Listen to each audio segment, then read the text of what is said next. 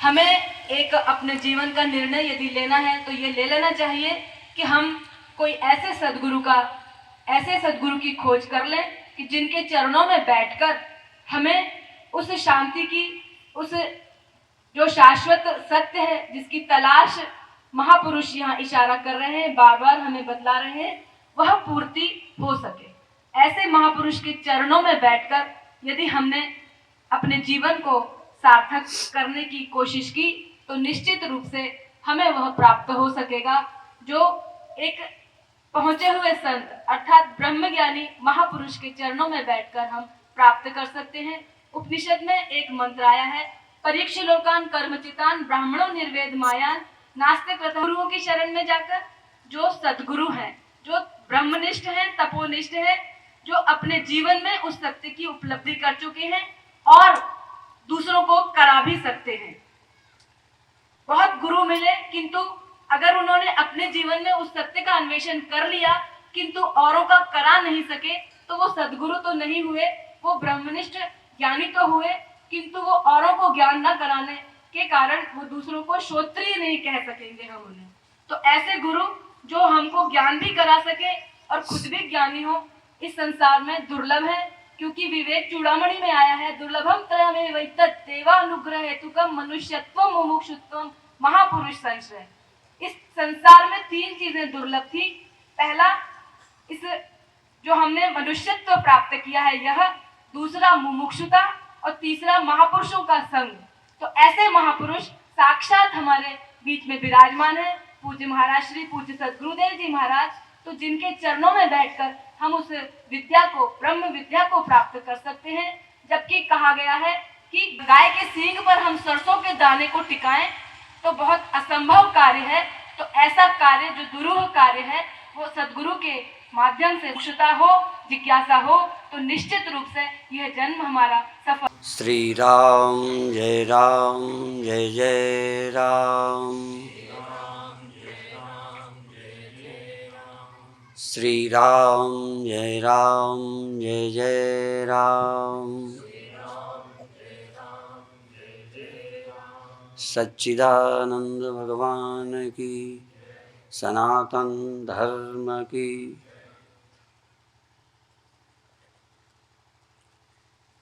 विज्ञान की खोजें चौंकाने वाली, आश्चर्यजनक है। वैज्ञानिकों की खोज से ये भी है कि जो दीवार हमें ठोस लगती है ठोस नहीं है, जो हमें स्थिर लगती है वो स्थिर नहीं है। वैज्ञानिक भी लगभग वेदांत के नज़दीक पहुंचते हैं और आज नहीं कल विज्ञान और अध्यात्म बहुत नज़दीक होंगे। विज्ञान अध्यात्म विरोधी नहीं है, पर उसकी दिशा पदार्थ प्रधान है और अध्यात्म की, शास्त्र की दिशा आत्म प्रधान है। उन्हें जब भी मिलेगा पदार्थ मिलेगा, छोटा से छोटा सूक्ष्म स्थिर भी मिलेगा, सत्य भी मिलेगा, तो वैज्ञानिकों को जड़ सत्य मिलेगा और आध्यात्मिक को जब भी सत्य मिलेगा चैतन्य सत्य मिलेगा। दिशाएं दो हैं, खोजी दोनों हैं। अध्यात्म विश्वास से चलता है, पहली की खोजों को 100% मानकर उस सत्य को ही प्राप्त करता है। अध्यात्म नए सत्य को नहीं। जैसे एक समय हम पढ़ते थे तो सुना था कि फलाने ने नई दुनिया की खोज की। अब शब्द तो ठीक है, जो लिखा जाए अच्छा ही है, पर मैं कहूँगा दुनिया तो थी, खोज ही नहीं थी।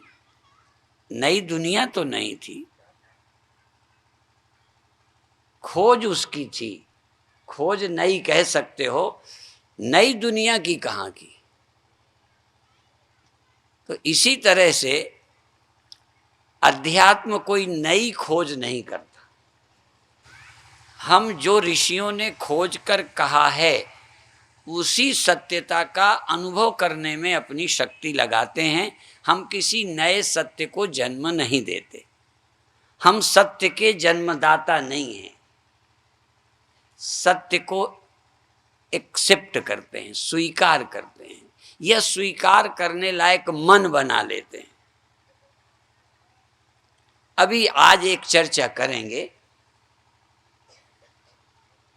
मेरे लिए तो बहुत आसान है, क्योंकि रोज वही सोचता हूँ, करता हूँ, पढ़ता हूँ, ग्रंथों के आधार पर और अपनी साधना से भी। अभी मैं एक बात पूछना चाहता हूँ, सच और झूठ की बात नहीं, क्योंकि विदेश में जब मैंने कहा स्वप्न झूठे होते हैं तो कहते हैं सपने झूठे नहीं होते, उस पर तो बड़ी रिसर्च हो रही है विदेशों में। यहाँ भी कई लोग पूछते हैं, आप तो कहते स्वप्न झूठा होता है, हमने रात देखा वो कल सच हो गया। ऐसा हम ये सत्य झूठ की परिभाषा नहीं करते। हमारा तो ये है कि स्वप्न में जो आपका देह था वो झूठा था। क्या होता है क्या नहीं होता वो झूठ, जो स्वप्न का देह था और उस समय कोई मारता तो चोट भी लगती, दर्द भी आपको मालूम पड़ता, पर झूठ था। आपके ख्याल के सिवा न दर्द था, न शरीर था, न समय था। आपका दर्द 2 घंटे रहा, कोई वैज्ञानिक प्रमाणित करे जागने पर कि 2 घंटे थे हुए हैं। यदि 2 घंटा आपको दर्द रहा स्वप्न में, तो क्या वो वैज्ञानिक सत्य है समय? क्या आपकी घड़ी से सिद्ध हो सकता है समय? क्या जागा हुआ इंसान मानेगा समय? स्वप्न में आपकी शादी हुई, 1-2 साल रहे, फिर संतान हो गई, संतान पढ़ने लग गई, उसकी शादी तक हो गई, जागे तो आधा घंटा हुआ है। और स्वप्न में आप चले, चलते चलते साइकिल से चले, पैदल चले, थक गए, फिर बैठे, फिर चले। जब नींद खुली तो कितनी दूर चले, कितनी दूरी थी? वो दूरी जो थी, जो स्वप्न में चलते लगे, क्या सचमुच शरीर था? सचमुच इस देश से उस देश में गए? क्या सचमुच थकान थी? पर क्या सच नहीं लगा? आप पहले ही सत्य को स्वीकारो कि जो आप सोचते हो वही सत्य हो जाता है।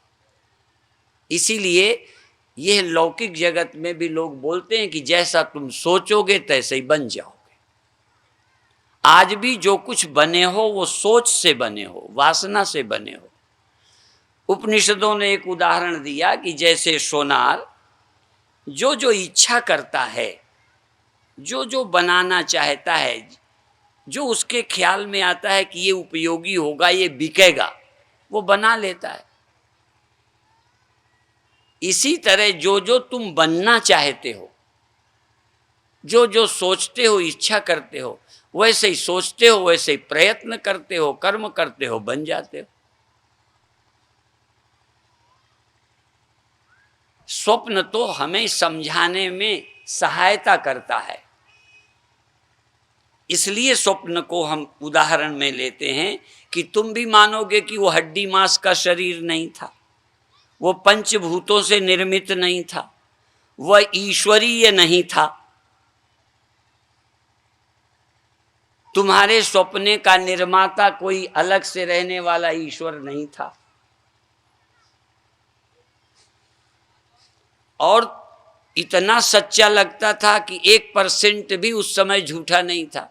क्या स्वप्न की टांग टूटने को स्वप्न में तुम झूठी समझ सकते हो? आप अपनी समझ को ही नहीं नकार पाते।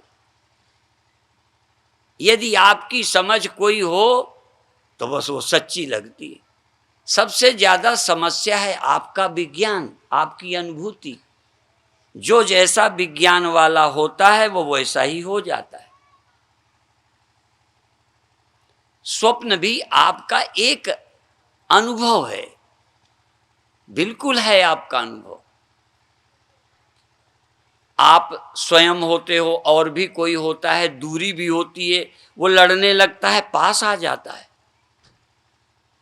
सांप उतनी दूर है, दौड़ के काट लिया। दुश्मन वहाँ है, आके गोली मार दी, गोली भी, तुम्हारा देह भी, दुश्मनी भी, सब आपके ख्याल। आप धीरे धीरे उसके द्वारा ये सोचें कि जागृत के दुख सुख भी 90% आपके ख्याल हैं, 90% आपके ख्याल हैं। थोड़ा सा निमित्त है औरत, देह, बाहर की परिस्थितियां, जिनके द्वारा, इसीलिए जिनके द्वारा आपको सुख दुख होता है ये 10% निमित्त हैं। बाहर का धन धनी होने में निमित्त है, धनी आप दिमाग में हुए हैं।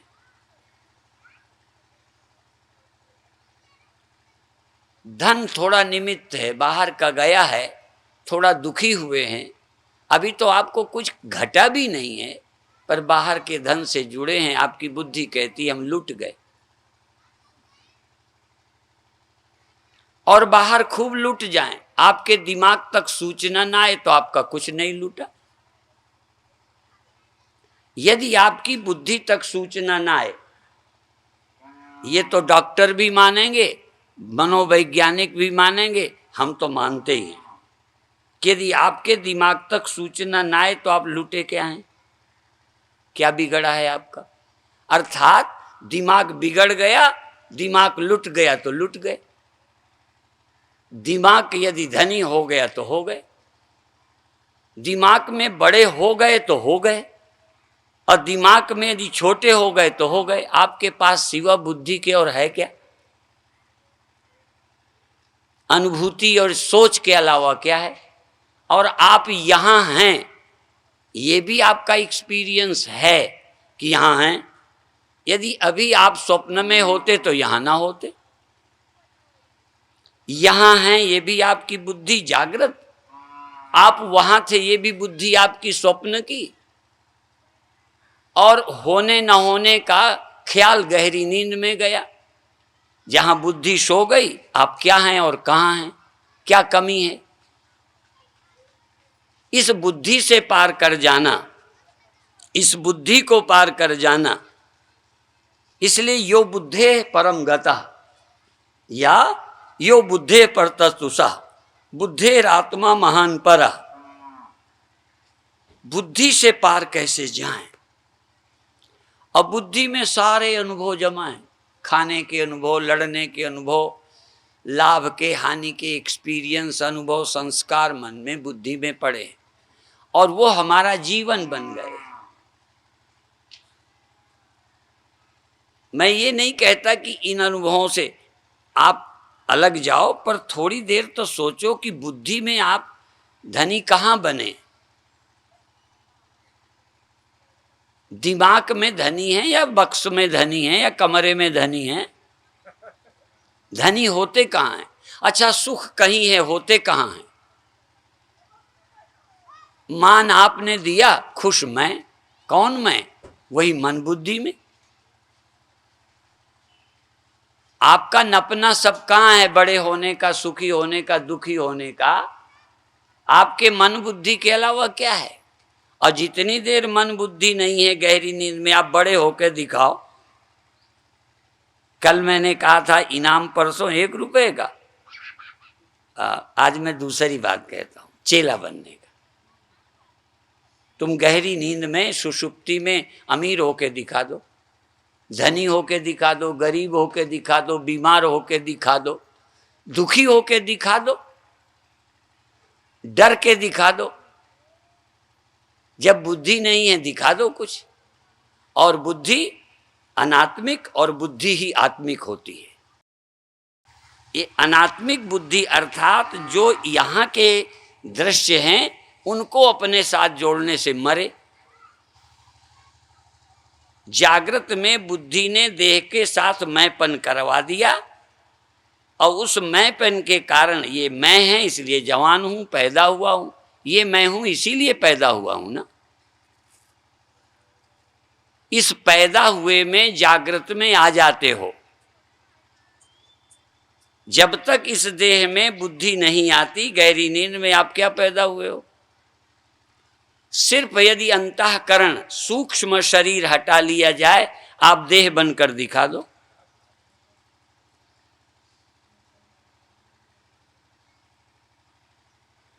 ये ऐसे नहीं, रोज आप अपने जीवन का अध्ययन करिए कि आप आदमी कब बन गए और मरते क्यों हो।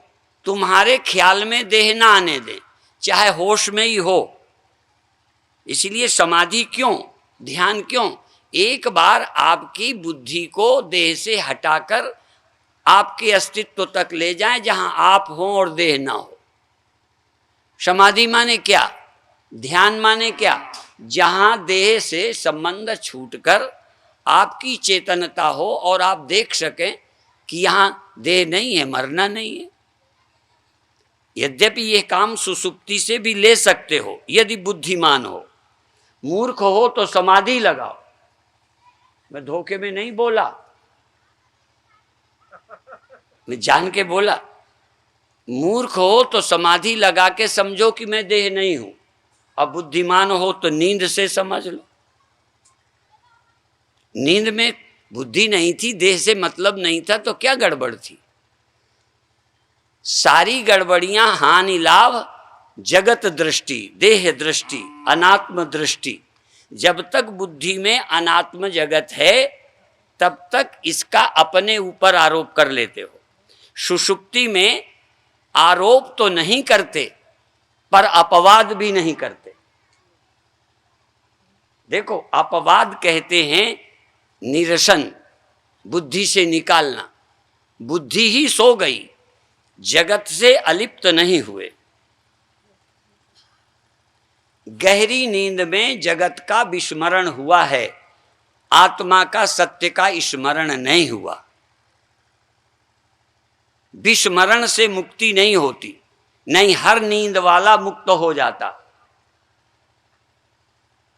हर आदमी की नींद एक समान होती है, योगी तक की, भोगी तक की, चोर लफंगे लुच्चों तक की गहरी नींद समान होती है।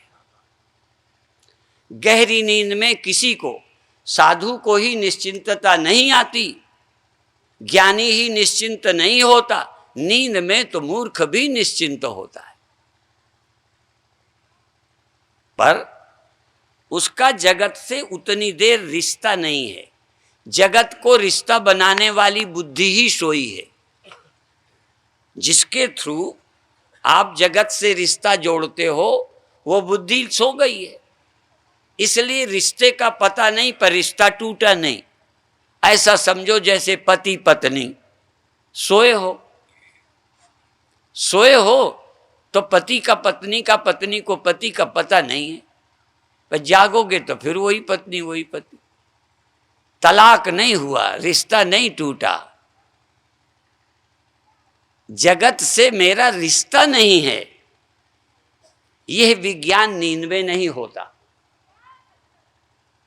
ध्यान रखें, जगत के दुख गए, जगत के संबंध का लेश नहीं, पर जगत का संबंध मेरा बनाया हुआ है, नासमझी से जोड़ा है, ये समझ नहीं है।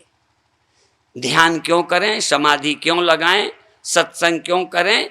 हम रिश्ते को, जगत से जो मेरा रिश्ता या आत्मा का जो मन इंद्रियों से रिश्ता बन गया है, ये रिश्ता टूट जाए। ये बने रहें। सांख्य कहता है प्रकृति से पुरुष की असंगता का बोध हो जाए, वो अनित्यता पर जोर नहीं देता। पत्नी मर जाए ये भी एक रिश्ता टूटना है, पर बनी रहे, तलाक हो जाए ये भी टूटना है। और स्वप्न में ब्याह हुआ था, जाग जाओ, ये भी रिश्ता टूटना है। स्वप्न में शादी हुई थी, न मरी और न तलाक हुआ, जागे खत्म।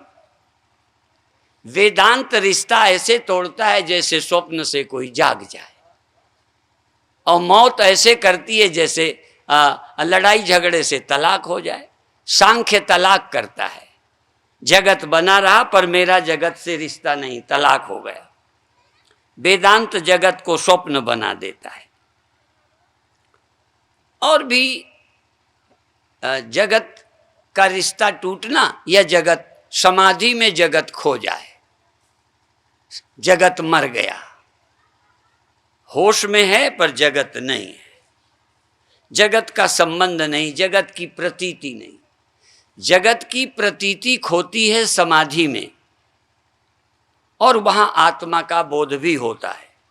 आत्मा का बोध, जगत की प्रतीति का अभाव समाधि में होता है।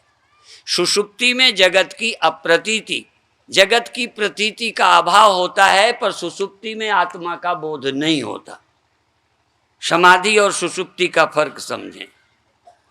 और ब्रह्मज्ञानी का जगत की प्रतीति का अभाव भी नहीं होता, और सुषुप्ति की तरह आत्मा का अज्ञान भी नहीं होता, बल्कि आत्मा का इतना विशाल विज्ञान होता है कि जगत आत्मा से भिन्न रहता ही नहीं।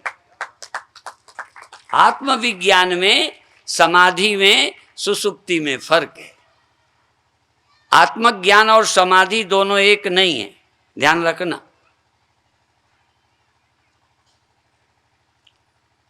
ध्यान करते करते शरीर और बाहर के जगत का संबंध टूट जाए और मैं होश में बना रहूं।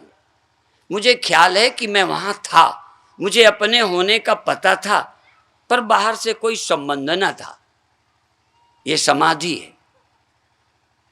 और जगत था, जगत का पता ही नहीं था। क्यों? क्योंकि मैं सोया था। इसका नाम सुषुप्ति है। दुख न सुषुप्ति में है, दुख न समाधि में है, न दुख ब्रह्म चिंतन में। ब्रह्म चिंतन वाला घड़े को छोड़ता नहीं। जैसे घट बुद्धि हो, मैं घड़ा हूं बुद्धि हो, और सो जाए। कौन सो जाए? ना घड़ा सो जाए ना मिट्टी। जो बुद्धि थी घड़े में, घड़ा हूं, जैसे देह हूं, ये अभिमान देह में है या बुद्धि में? अब देखो, मैं मोटी अकल का आदमी हूं, और मैं इतनी मोटी अकल का रहा हूं कि समझते समझते मुझे मोटी अकल वालों को कैसे समझाना ये सीखा है। यदि देह में मैं देह हूं, ये अभिमान देह में रहता है, तो नींद में रहना चाहिए। देह कर ले कि मैं पड़ा हूं, मैं लेटा हूं, मैं मोटा हूं। पड़ा तो है, क्यों नहीं सोचता देह? किसी का देह सोचता हो तो मैं चेला बनूं, या और शब्द साफ करूं, यदि स्थूल देह सोचता हो कि मैं देह हूं, मैं मोटा हूं, और किसी का धन सोचता हो कि मैं धनी हूं, किसी का मकान सोचता हो कि मैं सुंदर हूं, तुम ही सोचते हो। सोचने का काम तुम्हारा, ठेका तुम्हारा है। मैं मोटा हूं, मैं पतला हूं, मैं जवान हूं, मैं इतने वर्ष का हूं, और मैं नहीं रहूंगा। देह ने तो कभी सोचा ही नहीं कि मैं नहीं रहूंगा। आपके मकान ने सोचा नहीं कि मैं पुराना होके गिर जाऊंगा। ये डर रहने वाले आदमी में है। ऐसे ही देह में रहने वाली बुद्धि सोचती है हम मर जाएंगे। अब देखो, जो सोचती है वो और कुछ है, जिससे जुड़ के सोचती है हम मर जाएंगे। ले, हमारे यहाँ एक कहावत है, गधा मरे कुम्हार का। कुम्हार तो जानते होगे, जो घड़े बनाते थे उनका नाम कुम्हार होता। कुम्हार लोग पहले मिट्टी ढोया करते थे, तो गधा और धोबी के भी होता था। कुम्हार भी रखते थे मिट्टी ढोने के लिए, और धोबी भी रखते हैं कपड़ा धोने के लिए, लादने के लिए। गधा मरा कुम्हार का, कुम्हार का गधा मर गया। धोबिन सत्ती हो, धोबिन का पति नहीं मरा, और यहां तक धोबी का गधा तक नहीं मरा। गधा मरा कुम्हार का, और धोबिन सत्ती हो रही है, मैं तो जल मरूंगी। भाई क्या मर गया तेरा? तो मरा देह और स्यापा बुद्धि कर रही है। जो मरता है उसे मतलब ही कोई नहीं है। तुम बिना मतलब जुड़ गए। इश्क एक तरफा में यूं, वन वे ट्रैफिक। देह ने तुमसे रिश्ता नहीं किया, धन ने तुमसे रिश्ता नहीं किया, ऐसे चला जाता है जैसे तुमसे लेना ही देना नहीं। तुम्हारा धन जाके तुम्हारी चिंता करता, हाय मैं मालिक से भी छुड़ गया। बोलो, आपका धन दुख बनाता है, स्यापा करता है कि हाय मैं मालिक से बिछुड़ के क्या करूं? तुम ही सोचते हाय धन चला गया, मैं क्या करूं, मैंने मर जाओ क्या करूं? ये चिंता बुद्धि में है, मन में है, कारण है उसके। ये एक दिन का मामला नहीं है। जन्म जन्म की बान पड़ी है, इसको निज बिसराओ रे। शिवोहम मन ध्वनि लाओ साधो, शिवोहम ध्वनि मन लाओ रे। आत्मा का विचार करो, क्योंकि बुद्धि ही चाहे इधर से, इसको बोलते हैं देहली दीपक न्याय। देहली में दीपक रख दो तो उजेला बाहर भी फेंके भीतर भी।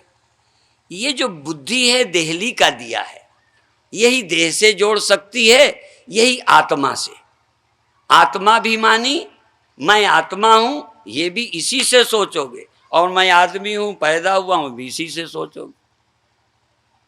पर इस देहाभिमानी बुद्धि को, अनात्मस्थ बुद्धि को, सांसारिक बुद्धि को आध्यात्मिक बनाने के लिए गुरु की जरूरत है, संत की जरूरत है, समझ की जरूरत है, स्वाध्याय की जरूरत है। देह बुद्धि तो बनी बनाई है, वो हमने नहीं बनाई, किसी संत ने नहीं बनाई कि तुम मर जाओगे, तुम पैदा हुए हो। ये समझाने के लिए सम्मेलन है। बोलो, ये तुम नहीं समझते? तुम बूढ़े हो जाओगे, चले जाओगे, सब छूट जाएगा, ये समझाने के लिए कथा है कि समझते हो? तुम देह हो, तुम देह हो, तुम देह हो, पैदा हुए हो, ये समझाना है मुझे? ये तो समझते हुए ही जी रहे हो। ये समझ तो तुम्हारे साथ आई है, बीच में जो जोड़ना है वो नई। एक आदमी के शादी हो चुकी थी, फिर दोबारा शादी की। पहली वाली से बहुत दुखी था, तो किसी संत ने कहा एक और कर ले, तो कहे कान पकड़े कि एक ही से मैं परेशान हूं, अब दूसरी क्या करूं? उन्होंने कहा नहीं, दूसरी परेशान नहीं करेगी, दूसरी उसके ठिकाना लगा देगी पहले वाली का, तू बच जाएगा। वही आपस में लड़ेंगी, तू निश्चिंत रहना, उसका उपाय कर। तो ये जो बुद्धि पुरानी वाली है, संसार में फंसाए है, एक गुरुओं से ले जाओ, वो गुरु एक दे देंगे समझ, वो तुम्हारी समझ से लड़ती रहेगी, तुम साक्षी रहो, आनंद में रहो। समझ से शुंभ निशुंभ दो राक्षस थे ना, देवी बड़ी चतुर थी और तुम बुद्धू हो। शुंभ निशुंभ को लड़ा दो, आप ही मर जाएंगे, देवी बच गई। बुद्धि को बुद्धि से लड़ा दो, पुरानी वाली को नहीं। और देखो, हर आदमी जब शादी करता है तो पुरानी वाली निगलेक्ट, उपेक्षित हो जाती है, पहली वाली बड़ा प्यार करती है। और देखो, पहली वाली देख लेना, क्योंकि दिल तो उसका भी करता है अपने पति के पास जाने का, पर यदि बाद वाली देख लेना कमरे में है, तो दूसरी वाली वहीं से चली जाती। वो तभी आवे जब मौका पावे, खाली पावे। यदि वो दूसरी वाली बैठी हो तो पहली वाली विचारी झांकती नहीं।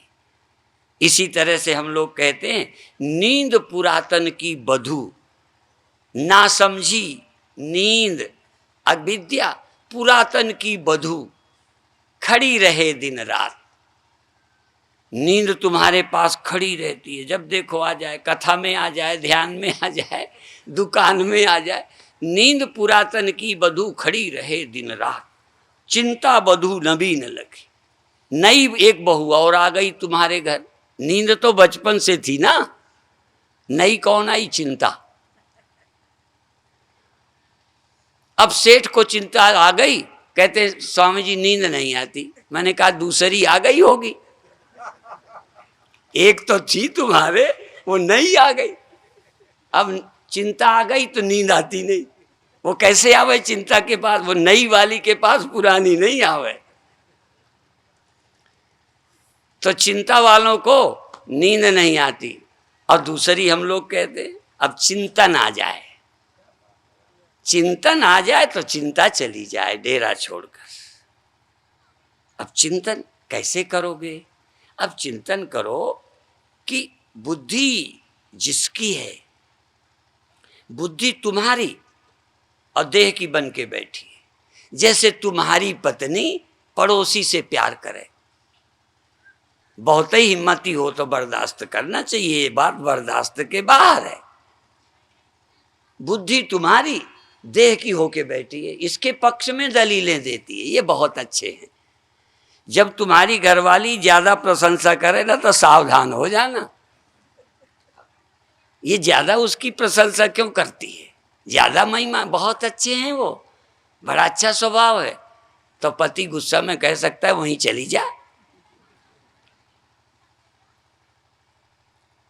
देखो ये बुद्धि मैं बड़ा सुंदर हूं, ये यही बना रहे, ये मरे ना, इसी के पक्ष में लगी है। और जो नहीं मरता भीतर बैठा उससे प्यार नहीं करते। नहीं मरने वाला चेतन, ये जागती है तो चेतन, ये स्वप्न में है तो चेतन, ये सुषुप्ति में है तो जिसके सहारे बुद्धि जीती है उसकी सत्ता का विचार नहीं करती, और जो अपना बना के रहता नहीं उनके पीछे पड़ी है।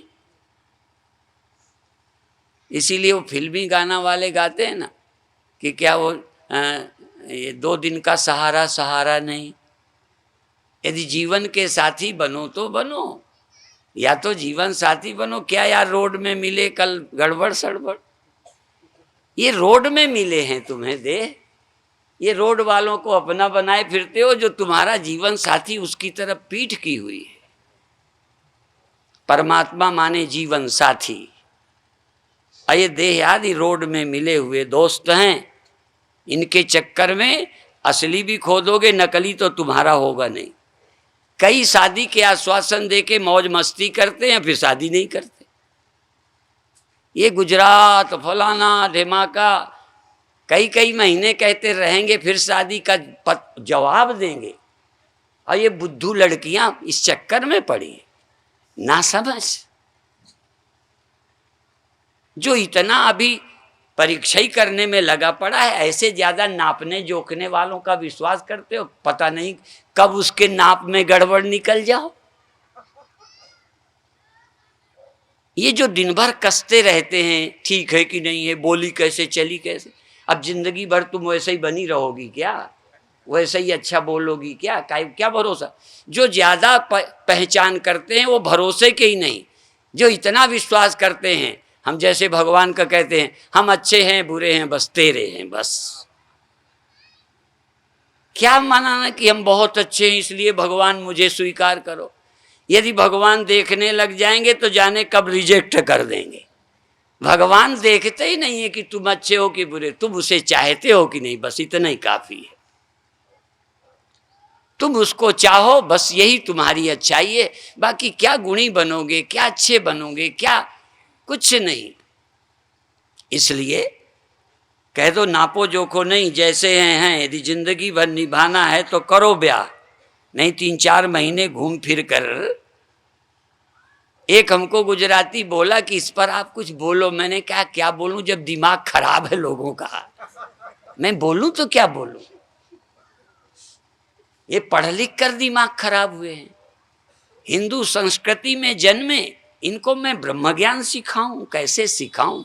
इन्हें तो व्यवहार भी सीखने लायक नहीं रह गए, मनमानी चलने वाले। इसलिए यह शास्त्र विधि मुत्सृज्य वर्तते कामकारता न स्वसिद्धिम अवाप्नोति न सुखम न पराम गतिम। भगवान कहते हैं जो मनमानी करते हैं, शास्त्र गुरु की परवाह किए बिना अपने मन की ही करते हैं, न लौकिक सुख मिलेगा, न सिद्धि मिलेगी, न शांति, न मुक्ति, कुछ मिलने वाला नहीं। सिर्फ भटकाव है, क्षण भर के गुलछर्रे उड़ाते देखोगे पर रोते रहोगे, चिंतित रहोगे, तनाव में रहोगे। इसलिए पढ़े लिखे लोग आत्महत्या करते, डिप्रेशन में। हमारे यहाँ गांव का गंवार आदमी डिप्रेशन में नहीं। अब से 50-100 साल के गरीब आदमी कपड़े नहीं मस्त, ये बनवासी तक मस्त, अब गड़बड़ आई है उनमें भी, नेता लग गए होंगे उनके पीछे। ये नेता जिसके पीछे लग जाए, पागल कुत्ता जिसे काट ले वो भी कुत्ते की तरह बोलता है। ये नेता जिसको डस ले ना, ये काले नाग हैं, जिसको डस ले आदमी को खराब कर देते। इसलिए हाँ, नहीं तो ये बनवासी रेलों में काम करते थे, ट्रेनों में इतना सा कपड़ा और आनंद में।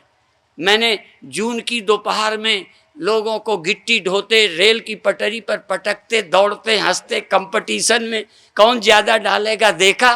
मैंने कहा ये सौभाग्य बड़े बड़े योगियों को नहीं है जो इन संसारियों को मिल रहा है। ये आनंद क्या है? आनंद में बाधा कौन है? ये ज्यादा पढ़ाई लिखाई, सोच, ज्यादा नपना, मैं श्रेष्ठ क्या, दिन भर पत्नी और पति देखते रहे, ज्यादा पढ़ा कौन। और फिर तानाशाही, वो ज्यादा पढ़ी लड़की तब पति बेचारा दुखी, क्योंकि वो ताने मारती है, कमाती ज्यादा है।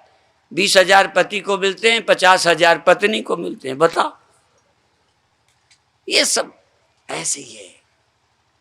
ज्यादा सांसारिक बुद्धि सुख नहीं देती, आध्यात्मिक बुद्धि से ही चैन मिलेगी। हम लोगों के पास क्या, हमारी तो माँ डांटती थी, कभी देर में जाएं स्कूल डांटे जाएं, पढ़ाई अढ़ाई में और काम घर का काम न करें तो डांटती थी। डांट के कहती थी जा तुम मर जा, ऐसे भी बोल देती थी। और ये भी कहती थी जा जगह जगह की रोटी खाएगा। तो वो श्राप हमारा वरदान बन गया, जगह जगह की रोटी खा रहे हैं। हाँ, वो कभी कभी वरदान श्राप। ऐसे ही एक ज्योतिषी, एक लड़का पैदा हुआ, मैंने कहा इसका भविष्य कैसा। अरे कहन क्या पूछते हो, इसके चारों ओर चारों तरफ कारें ही कारें, गाड़ियां ही गाड़ियां फिरेंगी। और वो बाद में क्या ट्रैफिक पुलिस बन गया। अब चारों तरफ गाड़ी चल रही है। ज्योतिषी भी ऐसे ढंग से बता देते हैं, सब में लागू हो जाता है। तो ये न रहने वाला संसार उपयोगी है, बस इतना ही। हाँ, इस संसार के साथ कहो ये इन हसीनों की, हाँ, इस सारी दुनिया को हसीन समझो। इन हसीनों की मोहब्बत दूर की अच्छी, न इनकी दोस्ती अच्छी न इनकी दुश्मनी अच्छी। संसार से दोस्ती भी मत करो, दुश्मनी भी। लक्ष्मी से दोस्ती भी नहीं, दुश्मनी भी नहीं। दुश्मनी करोगे तो रोटी को तरसोगे।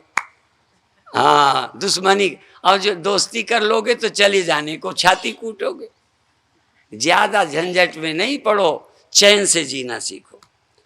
फिर आओ अपने विषय पर कि बुद्धि ही देह में आती है।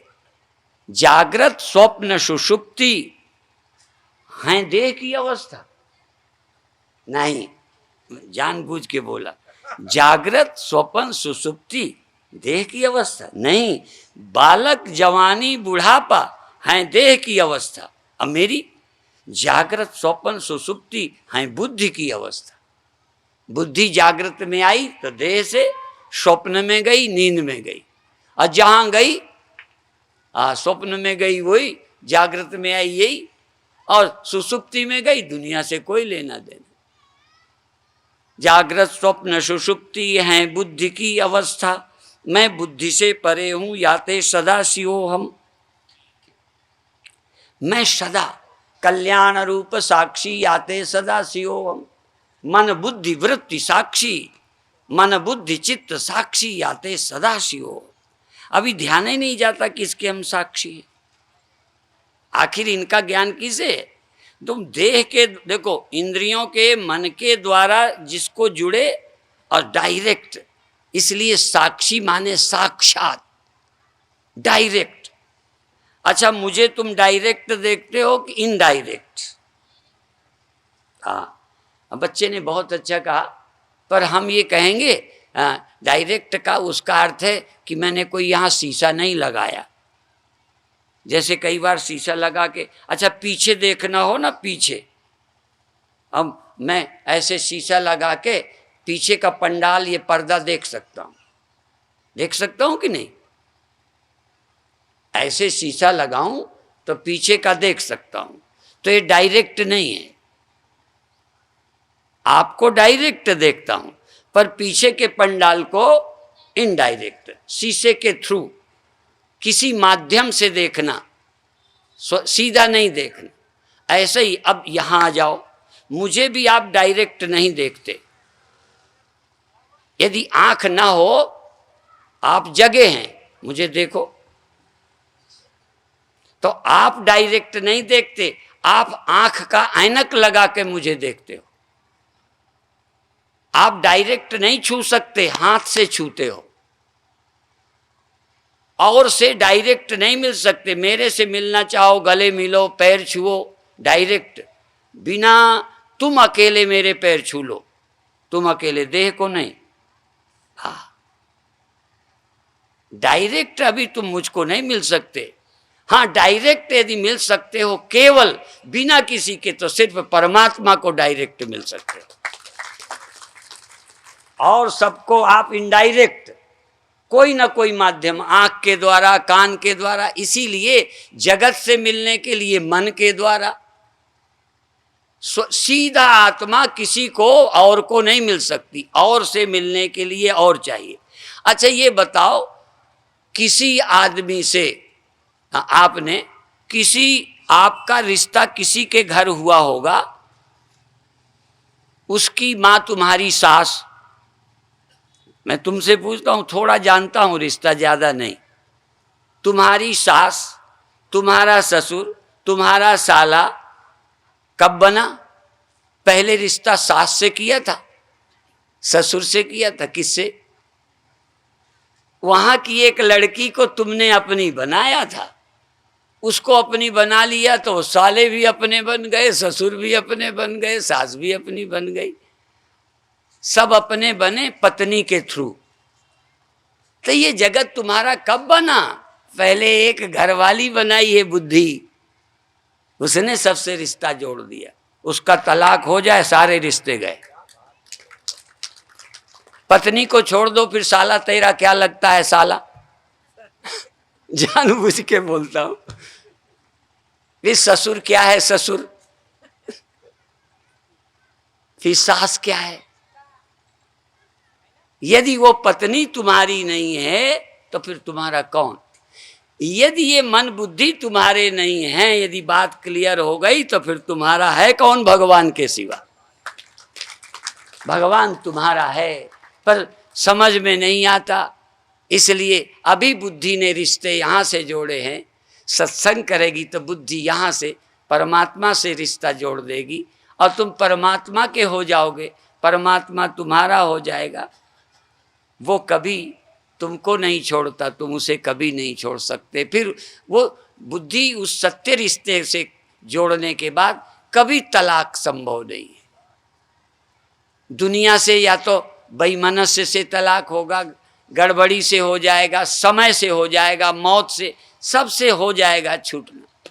परमात्मा से मिलने के बाद समय भी तुमको अलग नहीं कर सकता, कभी समय अलग। और एक बार बुद्धि मिला दे तब बुद्धि फिर तुमको भी अलग नहीं कर सकती। जैसे हम कहा करते हैं, आपका कोई केस चलता है और जज ने तुम्हारा फैसला कर दिया, जायदाद तुम्हारी है, अब फैसला हो गया।